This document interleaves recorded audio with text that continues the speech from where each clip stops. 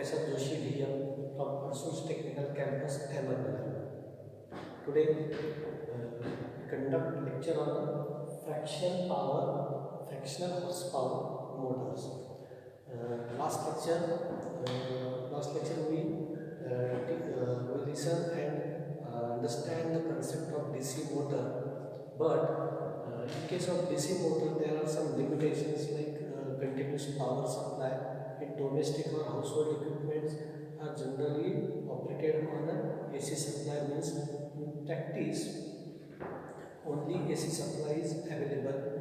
Because of that we use AC supply for the common purpose, and we don't use the DC supply for the common purpose.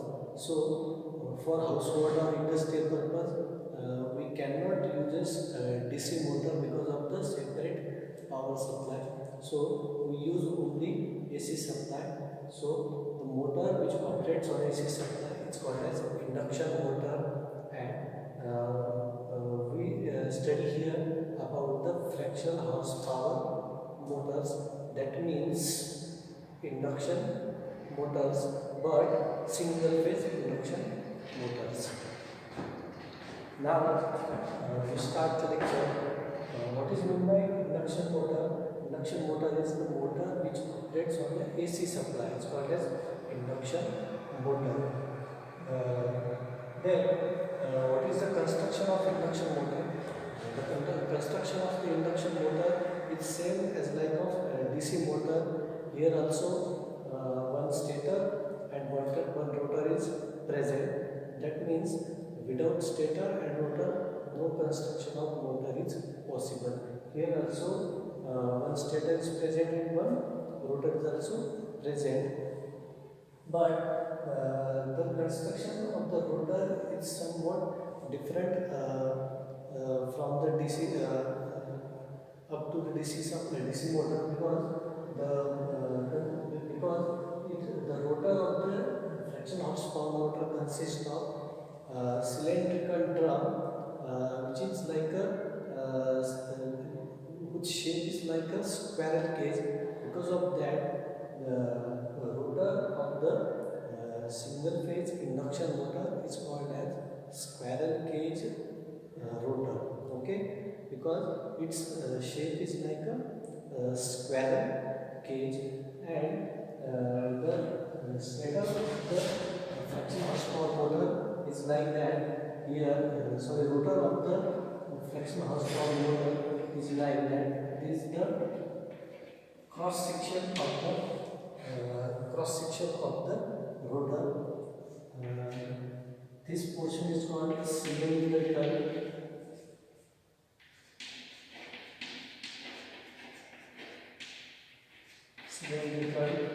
drum, and here this hole is provided for the damping rods.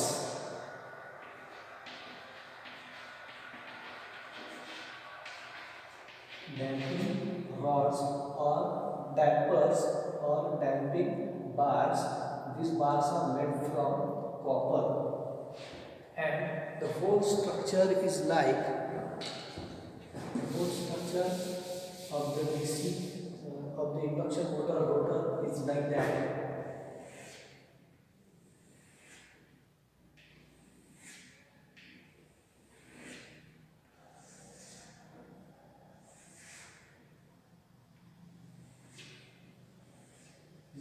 Like that.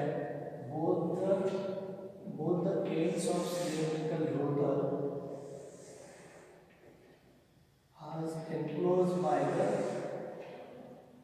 end plates, and this kind of rods or damping bars or dampers are present in the rotor cage. So this structure is like a cage. Because of that it is called as squirrel cage rotor, and these dampers are used to perform the role like conductor. And the stator of the fraction horsepower motor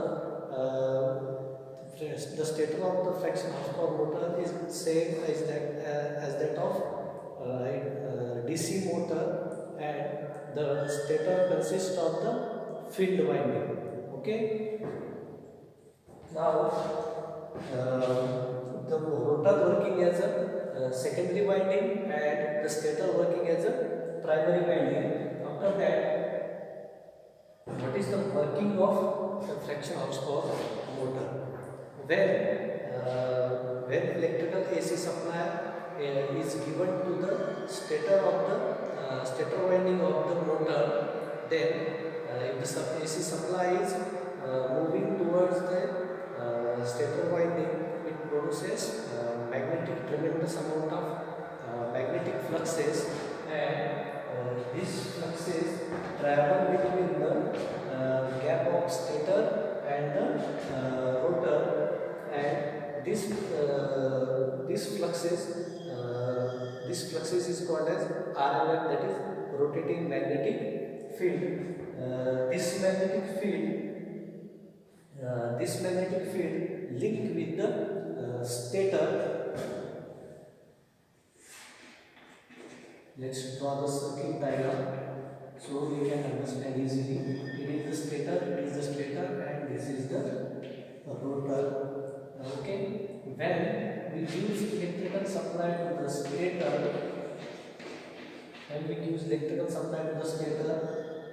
it generates magnetic flux. The nature of the magnetic flux is alternating because the given supply is alternating. This magnetic fluxes produces rotating magnetic field, that is RMF. Produces rotating magnetic field because the nature of the fluxes is alternating. This rotating magnetic field RMF is continuously rotating around the stator. Because of this magnetic fluxes, the rotor conductors generates EMF due to the transformer action, and this rotor also induces magnetic fluxes. So this point, there are two types of magnetic fluxes produced. First magnetic flux is the main magnetic flux, which is produced by the stator, and secondary magnetic flux, which is produced by the rotor. So here two type of magnetic fluxes are produced, and the nature of both the magnetic fluxes is the nature of the stator magnetic fluxes is alternating, but the nature of the rotor magnetic fluxes is also alternating. So here two types of fluxes interact with each other, and the resultant of the two magnetic fluxes produces the torque. Okay. So by this principle we understand that to rotate any kind of fraction horsepower motor or any kind of induction motor, it requires two types of fluxes, and the resultant of that fluxes produces the torque, which is responsible to rotate the motor. But there are two conditions to start the single phase induction motor cell starting. First condition is that the single phase induction motor requires two types of winding. Okay, but we observe here only the stator consists of the winding. The rotor doesn't consist of any kind of winding. It consists of only dampers or the bars. So in case of single phase induction motor, there is only one winding, and single winding does not produce two types of fluxes. So single phase induction motor is never self-starting.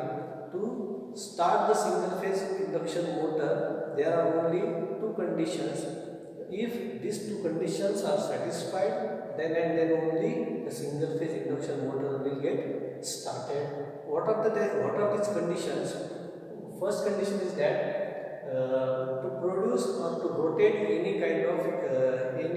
type of induction motor, it requires two type of magnetic fluxes, and these two type of magnetic fluxes are 90 degree, having the place 90 degree with each other. Means first flux is vertical, then it must be second flux, then the second flux should be in 90 degree with each other. Then and then only the resultant of these two fluxes produces torque. Okay, first condition is that. So in single phase induction motor there is only one winding, so this motor is not self-starting. Then second condition, the two fluxes should be 90 degree phase shifted with each other. That means after the 90 electrical radian, if the first winding is first electrical current is flowing, after the 90 electrical radian, second current should be passed. That means first current is here, then second current should be start from here. Okay, that means 90 degree phase shifting is compulsory to run the induction motor. So to run the induction motor, we have to satisfy these two conditions, and to satisfy these two conditions, we have to make some modification in the induction motor winding to produce the 90 degree shifting, to produce the two types of fluxes. So what are that modifications? The classification of the induction motor is depend upon that modification. What type of modification we done? The classification is depend upon that. Means if we retain the winding by resistance, the type of induction motor is a resistance split phase motor. If we inserted a capacitor in the induction motor, the motor is capacitor start induction motor. If we place permanently capacitor in the winding, then the motor is capacitor start capacitor run. And if we shading to the stator poles, then the type is shaded pole induction motor. That means there are four types of induction motors. The classification of induction motor is divided into four types. First is resistance split phase induction motor. Second is capacitor start induction motor. Third is capacitor start capacitor run induction motor. And the last one is shaded pole induction motor. Let us see first type, resistance split phase induction motor. First type, resistance split phase induction motor. First of all, we draw the circuit diagram of resistance split phase induction motor, so we understand easily. First of all, we draw here stator. After that, the stator. We draw here winding. We draw here second winding.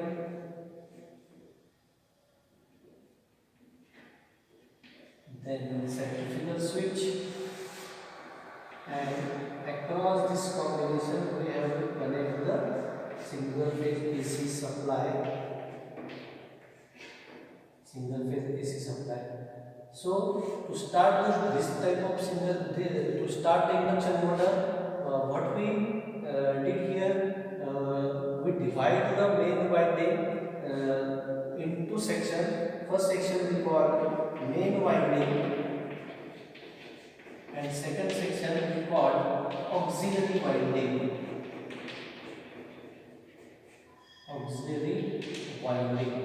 Or starting winding, and this is the switch or the centrifugal switch, the switch which operates on the pressure centrifugal switch. This is the construction of resistance split phase induction motor. Here we splitted the main winding by using the resistance. Because of that, called here split phase induction motor. Now, what is the working of this type of induction motor? Let us discuss. If the current I, that is total current, start from this point, this current is divided into two parts.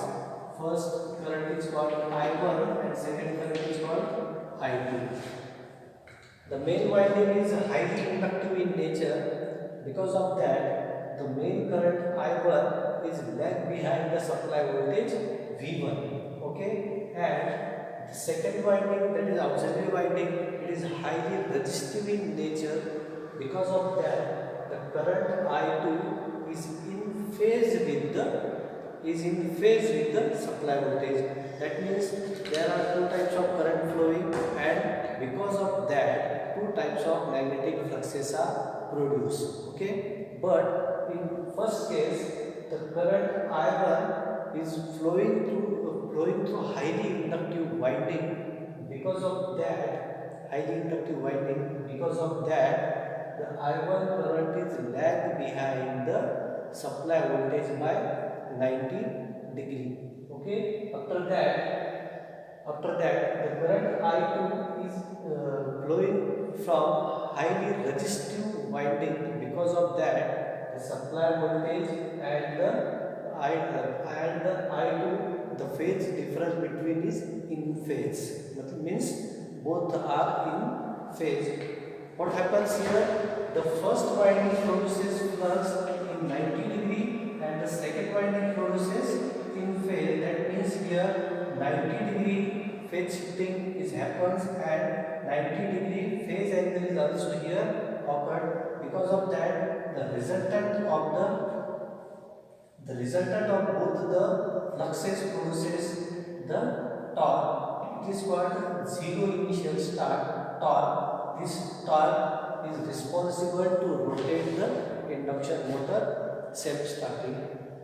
After the induction motor reaches its maximum or synchronous speed up to the 70 to 80 degree, the centrifugal switch get automatically open and the auxiliary winding is disconnected from the supply and the induction motor runs only on the single winding.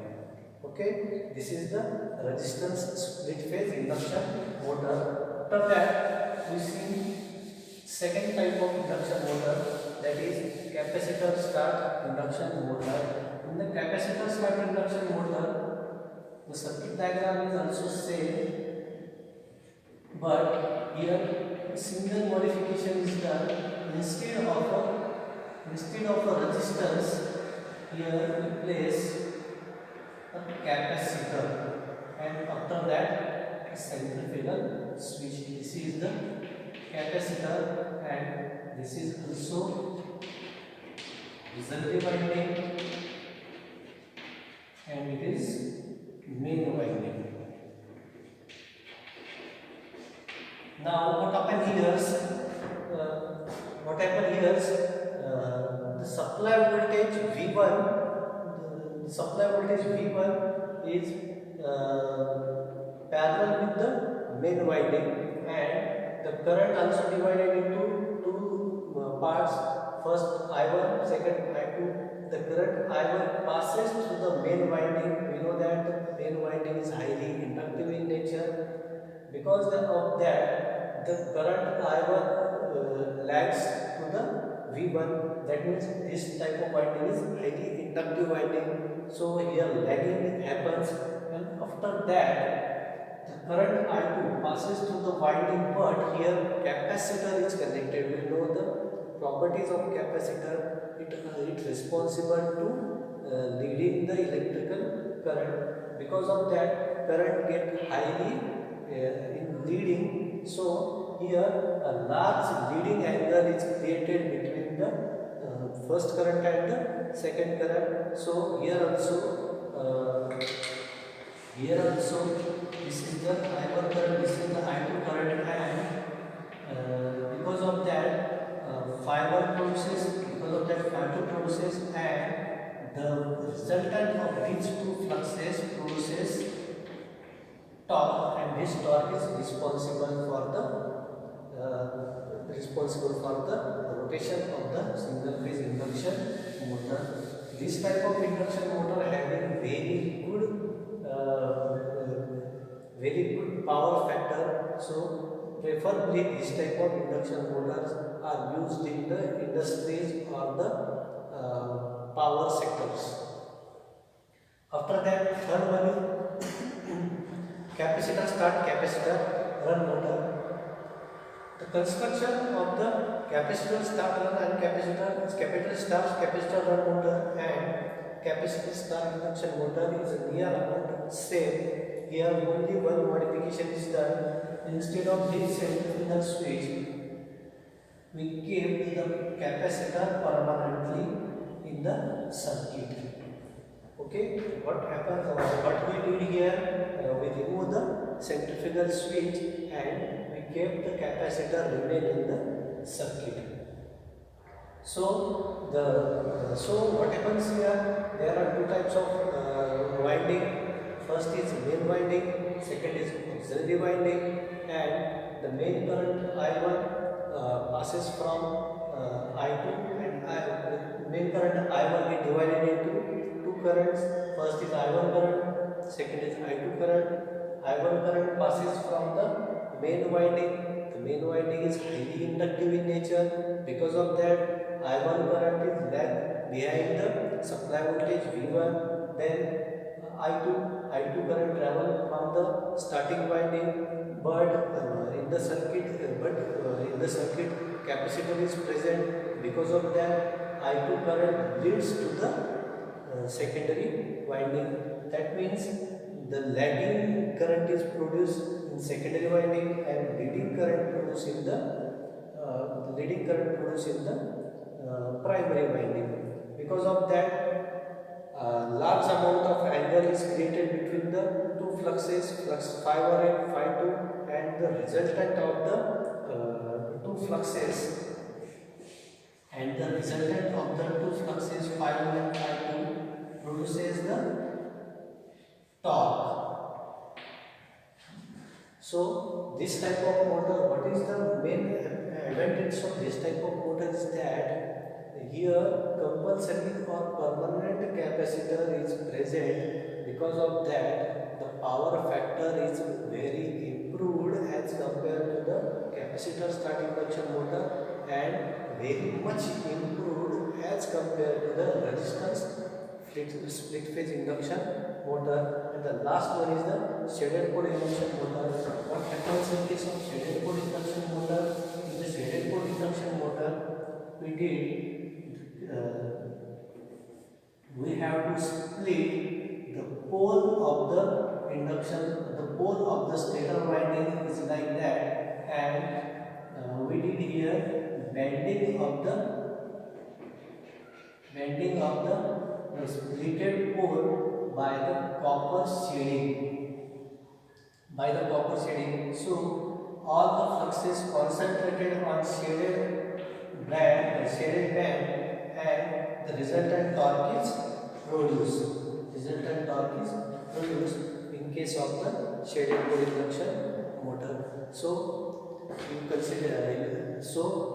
understand this topic very well, and